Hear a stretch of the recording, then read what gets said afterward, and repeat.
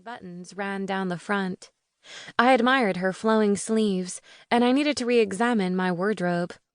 My black pants and sea green blouse beneath the leather vest with a belt made me look more like a thief. But when I chose my clothing, I prioritized comfort. Most days I lifted boxes at work, and a skirt would get in the way. "Just say it, Scarlet," B continued. "Dick. Cock." I rolled my eyes. I had no issues with such words, as long as I didn't say them. I blamed my grandma, who'd brought me up strictly, no cursing or vulgarities. Heavens bless her soul. "Penis." B licked her lips. "Blowjob." A squeaky male's voice came from behind B. "Ew." Santos walked out of the storage room carrying several boxes. "I can hear you out the back. That's called sexual harassment of men." I sighed, loathing that Santos had heard our conversation, and B spun toward my 18-year-old apprentice. But he might as well be 14 with his thin frame, shaved hair, and his maturity level. Then again, were B and myself any better? "Hey, men talk crap about girls all the time," B said. "What's the difference?" Santos hit the 3 boxes of tobacco leaves on the end of the counter. "You two are too old to talk about such things, and it's gross." "Old?" B's voice climbed.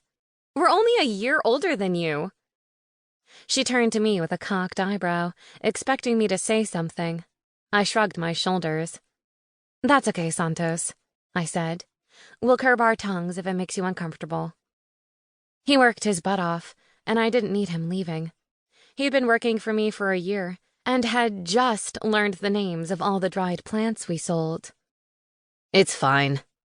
He didn't glance our way, and instead opened the first box and scooped handfuls of tobacco into tiny satchels.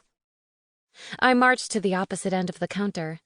B followed me, probably ready to offer one of her smart-ass comments about Santos, but I jumped in first to change the direction of the conversation. "How come you're not wearing your new boots? The ones I got you for Christmas?" B huffed. "Can't get them dirty, as I plan to wear them to the town ball. Might attract myself a prince in disguise.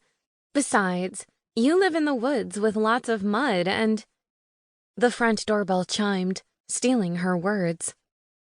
We all glanced up to find Mr. No Pants bursting into the shop with a flurry, his breaths labored and his cheeks red. "I need help," he wheezed. The newcomer's attention fell on the 3 sets of eyes on him, mine lowering to his legs, and even with his tunic covering, he had a huge package. But I focused on the red bleeding through his tunic at his hip.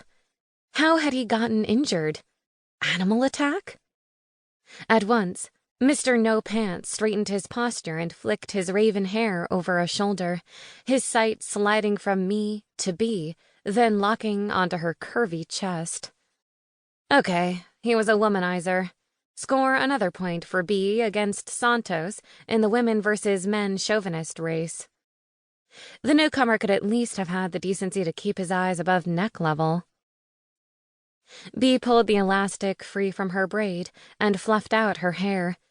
Typical. I nudged her and raised my eyebrows. "Geez, live a little, Scarlet," she whispered. "You've been too sheltered." I tucked a lock behind an ear. Brown as a deer, my grandma had once called my hair. Nothing sexy about that. Maybe the reason I never got a man's attention was I stayed too safe. My sights fell on the newcomer's blood. Was it a human who had shot him with a bow and arrow? I rounded the corner. "Are you all right?" He stood at least 6 feet, with a solid square jawline, studying me as if I might be an animal he'd crossed paths with in the woods. "You're injured," I continued. The man didn't say a word, but scanned the room and then looked out through the windows behind him. "I'm wonderful." Yet he stood there, a trickle of blood rolling down the side of his leg from under his tunic. "Don't think